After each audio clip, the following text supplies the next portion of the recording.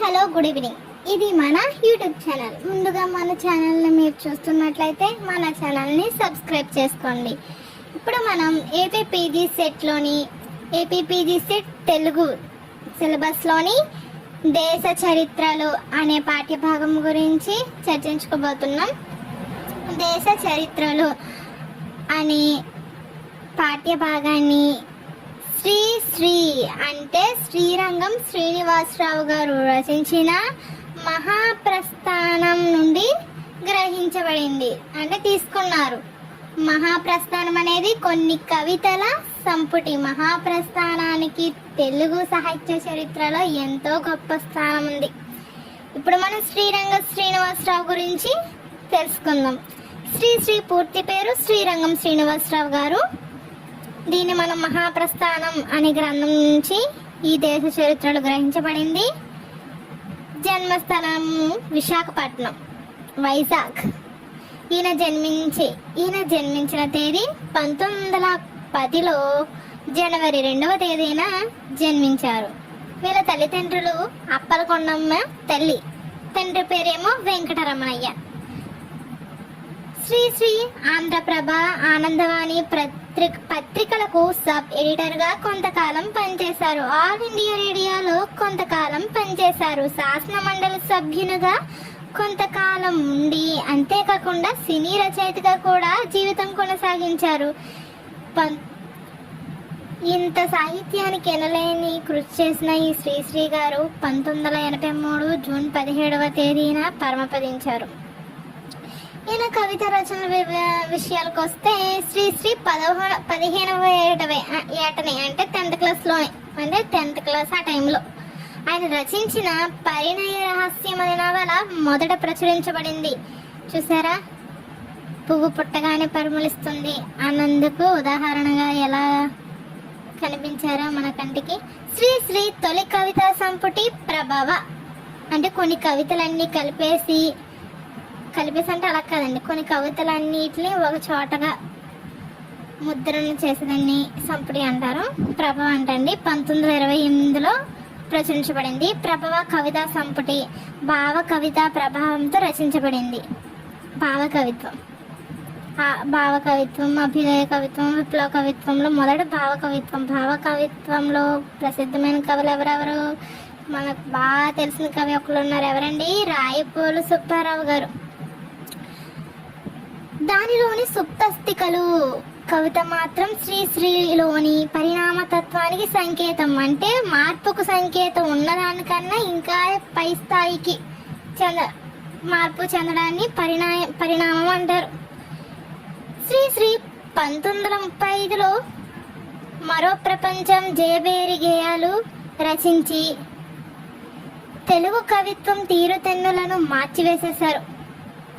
2 ప్రపంచ యుద్ధాల మధ్యకాలంలోని సంక్షోభం, హంగ్రీ 30s అలజడి, కొత్త పరిణామాల ప్రభావంతో, ఎన్ని కొత్తవే కదండి, స్వతంత్ర కాంక్ష, ఇదంతా వీటి ప్రభావంతో శ్రీ ప్రతిజ్ఞ, దేశ చరిత్రలు, చూసారా మన పాఠభాగంతో ఏంటి, దేశ చరిత్రలు అనే గేయాలు రచించి కవిత్వాన్ని అభ్యుదయ పదం వైపు కదం తొక్కించారు. అభ్యుదయం అంటే మాకు ఇది కాదు, వేరే ఉంది, వేరే ప్రపంచం ఉంది, అది కావాలి, అభ్యుదయం కావాలి, చైతన్యం కావాలి అని అటువైపు కథం తొక్కారంట.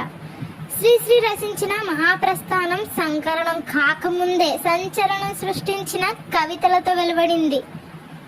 అంటే మూవీ రిలీజ్ కాకుండానే, మూవీ చూడకుండానే కొన్ని దాంట్లో పాటలు రిలీజ్ అయ్యి మన అందరి నోట్లో ఎలా అయితే సంచలనాన్ని సృష్టిస్తాయో అలాగా. ఈ గ్రంథం సుమారు 20 సార్లు ముద్రించబడిందంట. ఎన్నిసార్లు? 20 సార్లు. అనేక విదేశీ స్వదేశీ భాషల్లోకి అనువదించబడింది. అంతే కదండి, 1930 ఆ కాలంలో ఏం జరుగుతుంది? 2వ ప్రపంచ యుద్ధాలు, బ్రిటిష్ వాళ్ళు మన దేశాన్ని పాలిస్తున్నారు. మనకొద్దు, ఇటువంటి బానిసత్వం వద్దు ముర్రో అని అన్ని దేశాలు ఏం చేసినాయి? స్వతంత్రాన్ని కోరుకున్నాయి, స్వేచ్ఛ కావాలని పోరాడింది. ఆ స్వతంత్ర పోరాటానికే స్ఫూర్తినిచ్చిన పుస్తకం ఈ మహాప్రస్థానం. అందుకే వారి భాషలోకి అనువాదించబడింది. ఖడ్గ సృష్టి, మరో ప్రపంచం అనేవి శ్రీశ్రీ రచించిన ఇతర కవితా సంపుటాలు. శ్రీశ్రీ వ్యంగ్య చమత్కార రచనపై మక్కువతో సిరిసిరిమువ్వ, ప్రాసక్రీడలు, రిమ్మలిక్కులు రచించి 3 యవయులు ప్రచురించారు. అదే గ్రంథము తరువాత సిప్రాలి అనే పేరుతో వెలువడింది. సి అంటే సిరిసిరిమువ్వ అని, ప్రా అంటే ప్రాసక్రీడలు అని, లీ అంటే రిమ్మలిక్కులు అని అర్థం. ఇది కాక చర్మరాత్రి కథల సంపుటి 1+1=1, రేడియో నాటకాలు, పాడవోయి భారతీయుడా అనే సినిమా గీతాలు, శ్రీశ్రీ వ్యాసాలు, ఆత్మకథ. ఈయన రాసిన ఆత్మకథ ఏంటండి? అనంతం. అదే కాకుండా ప్రశ్నలు జవాబులు, శ్రీశ్రీ సమగ్ర సాహిత్య సంపుటాలు ప్రచురించబడ్డాయి. శ్రీశ్రీ అందుకున్న పురస్కారాలేమేమి?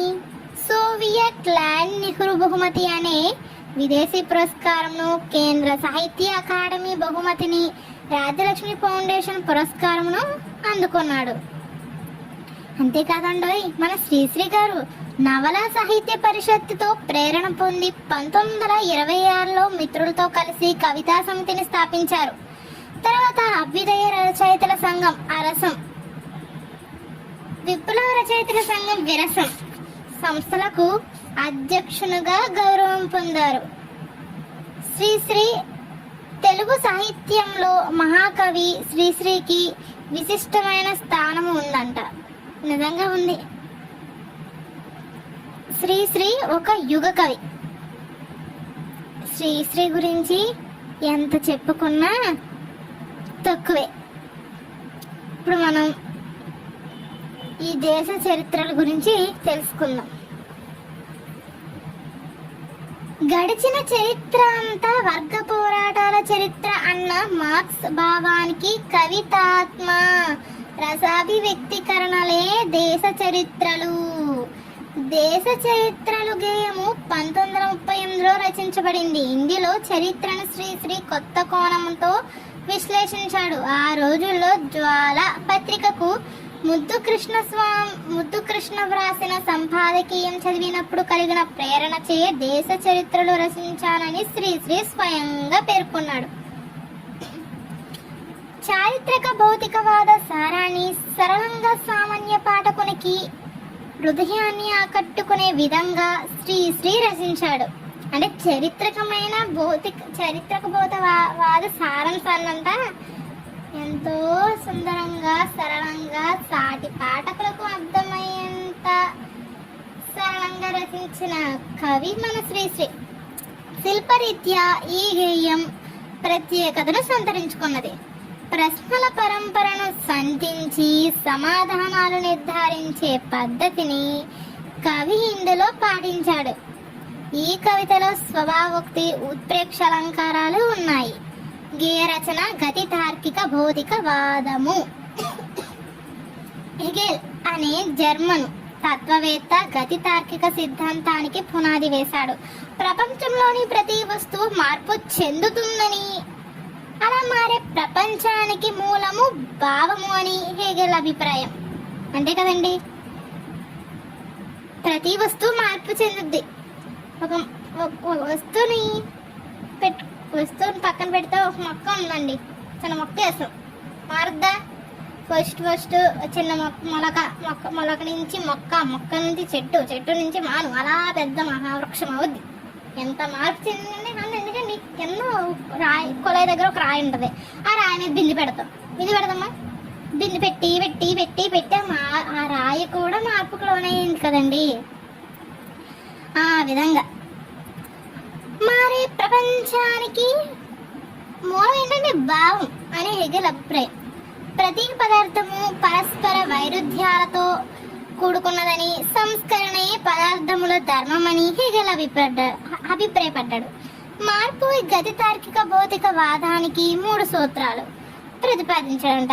ఏంటి? 1, పరస్పర విరుద్ధ శక్తుల సంఘర్షణ. ఏంటండి? పరస్పర విరుద్ధ శక్తుల సంస్కరణ. 2, విరోధ వైరుధ్య సూత్రము. 3, పరిణామము గుణముగా మారే పద్ధతి. ఈ గతి తార్కిక భౌతికవాదానికి వర్గ కలహ సిద్ధాంతమును గుండెకాయ వంటిది. శ్రీ శ్రీ దేశ చరిత్రలు అనే గేయాన్ని పైన పేర్కొన్న సిద్ధాంతానికి నిలువుటద్దంగా రాశాడని శ్రీ శ్రీ నారాయణ రెడ్డి గారు చెప్పాడు. ఇప్పుడు పాఠ్యభాగ సారాంశానికి వచ్చినట్లయితే ఏ దేశ చరిత్ర చూసినా గర్వకారణం ఏమీ కనబడదు. నరజాతుల సమస్త చరిత్రలోనూ పరజాతి పీడించడంలోనే ఆసక్తి కనబడుతుంది. నరజాతి చరిత్ర అంతా చూస్తే ఇతరులను పీక్కు తినడమే కనబడుతుంది. యుద్ధంలో రక్త ప్రవాహాల్లో మునగడమే కనబడుతుంది. నరజాతి చరిత్ర మొత్తం చూస్తే బీభత్సరస ప్రధానముగా పిచాచ గణావృత్తి రూపకంగా దరిద్రను కాల్చుకొని తినడంగా కనిపిస్తుంది. చూసారా మన చరిత్ర ఎంత విధిగా రాశారు చూడండి. ఇక్కడ అంత అంత అంత అంత బాధే ఉంది. ఇక్కడ ఇతను పీక్కుని తినడం ఏంటో, యుద్ధంలో రక్త ప్రవాహాల్లో మునగడం ఏంటో చూసారా ఎంత దరిద్రంగా మన జాతిని మన దేశాన్ని అలా బ్రిటిష్ వాళ్ళు అలా చేసేసారు. చరిత్రలో బలవంతులు బలహీన జాతిని బానిసలుగా చేసుకుని మనుషులను చంపిన హంతకులు రాజులే చరిత్రలో పేరెక్కారంట. అంతే కదండి, పేదవాళ్ళని చంపేసి పేదవాళ్ళని కాల్చుకుని పొన్ను గిన్నె అని కాల్చేసి మనుషుల్ని చంపిన హంతకులే ఇప్పుడు రాజులే కనబడుతున్నారు. ప్రపంచంలో ఎక్కడ వెతికినా యుద్ధం జరగదని ప్రదేశం, ఎక్కడ చూసినా యుద్ధం జరగని ప్రదేశం ఉన్నది నిజంగా కనపడదు. పూర్వ చరిత్ర అంతా అటు వీరుల రక్తంతోనో లేక వారి భార్య బిడ్డల కన్నీళ్లతోనో తడిసింది. బొబ్బిలి యుద్ధం ఏమైంది? వీరుల రక్తము ఉంది, భార్యల కన్నీరు ఉంది, ఆ భార్యల అగ్నిగుండంలో దూకేయడము ఉంది. మొత్తం అంత బాధ అక్కడే ఉంది. ట్రాజడీ. చరిత్రలో చూస్తే పాడైన సంసారాలు, మరణించిన ప్రజలు, దిక్కులేని వారి ఆహాకారాలు ములుగుతూ ఉంటాయి. వైషమ్యము, స్వార్థపరత్వము, కుటిలత్వము, ఈర్ష, స్వార్థలు, మాయలు అన్నవే మారుపేర్లతో చరిత్ర గతిని నిరూపించాయి. దేనికి సంబంధించింది? ఒక మనిషి నిలువుగా మొత్తం పాతాళానికి పోయే దారికి కావలసిన వనరులన్నీ ఉన్నాయి ఇక్కడ. వైషమ్యము, స్వార్థపరత్వము, స్వార్థం, ఒకడు బాగుపడదాం ఇంకొకడు చూసి తట్టుకోలేడు. మోసం, కుటిలత్వం, ఎలా అయినా మోసం చేసేది. మోసపోవడమో మోసం చేయడమో సరిపోతుంది. ఈర్ష ఏంటి అడంత గొప్ప? ఈర్ష, అసూయ, స్పర్ధ వద్దతే విద్య అంటారు. అవును కదండి.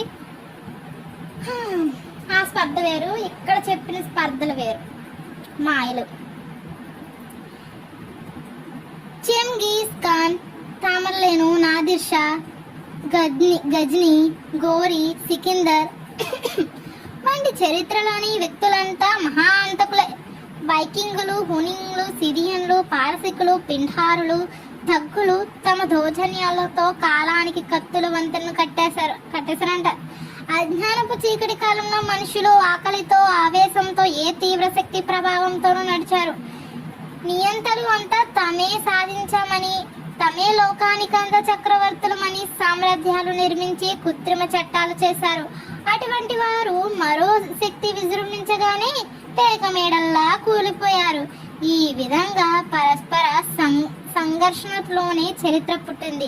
చిరకాలంగా జరుగుతున్న మోసాలు, బలవంతుల దౌర్జన్యాలు, ధనవంతుల పన్నాగాలు, ఒకడిని మరొకడు, ఒక జాతిని మరో జాతి పీడించే సాంఘిక ధర్మం ఇక ముందు సాగదు. చైనాలో రిక్షావాల, చెక్ దేశంలో గని కార్మికుడు, ఐర్లాండ్లోని ఓడకలాసి, అణగారిన అత్తులు, హటెన్జాట్, చూలు, నిగ్రోలు మొదలైన ఖండతరంలోని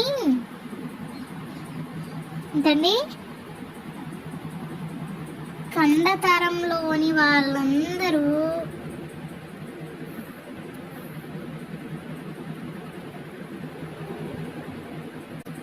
నానా జాతుల వారు ఏకమై గొంతు విప్పి ప్రపంచ కార్మికులంతా ఒకటే అన్న చారిత్రక సత్వాన్ని చాటుతారు. యుద్ధాలు ఎందుకు జరిగాయో, ఏ రాజ్యం ఎంతకాలం ఉందో తారీఖులు, దస్తావేజులు అన్నవి చరిత్ర కావు. రాణుల ప్రేమ గాథలు, రాజులు చేసిన ముట్టడికైన ఖర్చులు, మతలాభులు, కైఫియత్తులు అన్నవి చరిత్ర సారం కాదు. చరిత్ర చీకటి కోణంలో అడుగున పడి కనపడని కథలు ఇప్పుడు కావాలి.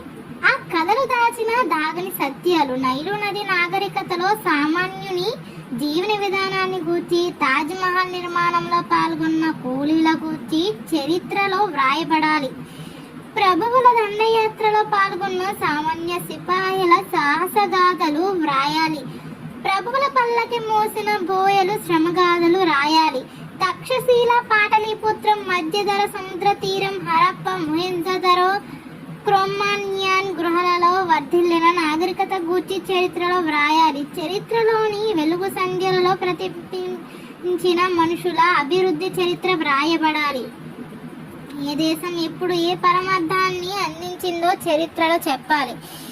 ఏ దేశంలో ఎప్పుడు శిల్ప, శాస్త్ర, సాహిత్య, సంగీతాలు వృద్ధి చెందుతాయో చరిత్రలో వ్రాయాలి. ఏ రాజులు కళాభివృద్ధికి కలలు కన్నారో, వాటికై కృషి చేశారో, వారేమి సాధించారో చరిత్రలో చెప్పబడాలి. అదే నిజమైన చరిత్ర అని శ్రీశ్రీ దేశ చరిత్రలను గూర్చి నిర్వచించారు. ఇదండి మన శ్రీశ్రీ రచించిన దేశ చరిత్రలు. ఈ వీడియో మీకు నచ్చినట్లయితే లైక్ చేయండి, షేర్ చేయండి, సబ్స్క్రైబ్ చేసుకోండి. Once again thank you so much. Visit